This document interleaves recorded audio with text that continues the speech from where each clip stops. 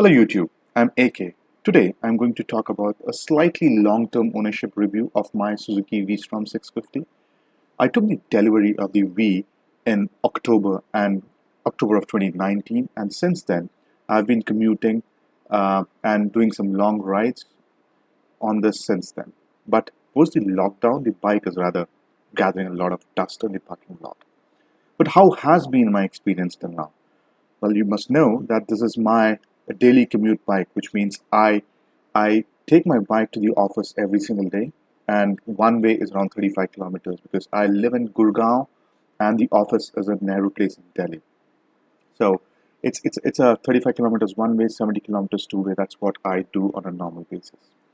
I shall talk about two types of riding. One, of course, is the city and highway, and of course, pros and cons of each style of driving that I currently do.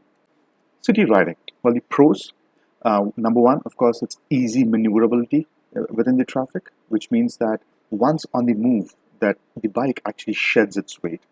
And that's the advantage that I've found on this, which makes it surprisingly flickable. And you can actually attack small spaces and move ahead in the traffic like a small bike. Number two, since you sit on a tall perch, it's easy to locate traffic and, of course, the gaps within that, and you can make your moves much ahead in time. The third, of course, is the mileage that I've got in the city, which is reasonable, which is around 18 to 20 kilometers to a liter. And in my books, also considering Delhi traffic, that's reasonable. The fourth one is the heat management. This is another plus in my opinion. Most large bikes are notorious for not having a great heat management, but I found this to be surprisingly okay.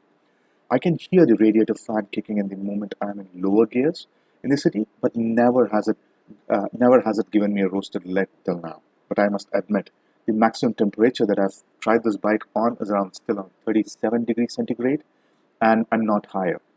The fifth, and the reason why this bike exists, of course, is broken roads and bad roads. Well, bring it on.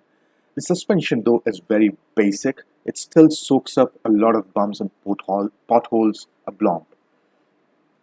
Cons, well, the weight.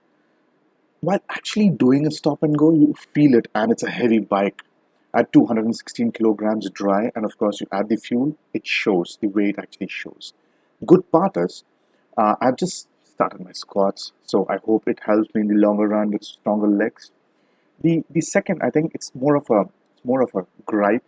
The clutch is not as light as the torque assisted ones that you see on a Triumph or other exotics. I would have loved to do a single finger clutch, uh, which there's not. So in the traffic, it's still slightly irritating, but it's not unmatched. Let's talk about highway riding now. The seat is supremely comfortable. For me, the height is perfect, and I can happily spend a lot of time on the saddle. The right-hand triangle, though, could have been better with slightly forward set foot pegs, but I can't complain much as I did not get any aches or sore back after a long ride. Rides at 100 kilometers an hour came up very quickly, and at this speed, the engine is still under 5,000 RPM, which means it's still stress-free with no vibes, no sounds at this point. At 130 kilometers an hour, the buffeting picks up, but it's still within the comfort zone, and the bike is still rock steady at this speed. At 175 kilometers an hour, which I've tested, the bike is steady, no drama. But you don't want to keep this engine at this pace as it's not very comfortable doing it. Also, I noticed the fuel economy dropped at this speed, though it's not surprising by any means, but it's more a FYI. Cons. There's one big con that I see here. Post 140 kilometers an hour, the buffeting picks up, and you really wish that you either were shorter and less than 6 foot tall, or you had an add-on windscreen extender so that the air just goes over your helmet and not around it. Well, as I record this video again, I reiterate the fact that I found this bike more pleasant at below 130 kilometers or around 130 kilometers per hour speeds, as the very nature of the engine does not like it to be rushed. But with this V-Strom, the V-twin engine has got at least 20 years of refinement coming through because this debuted in 1999 and has got 20 years to be perfected, and Suzuki has done a very, very good job in making it less vibey and very, very well mannered.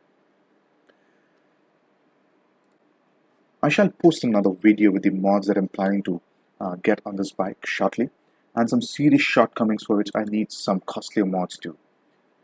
Thank you for watching, and till next time, take care, stay safe, and of course, if you like the video, give it a thumbs up, and of course, share and subscribe if you can. Thank you.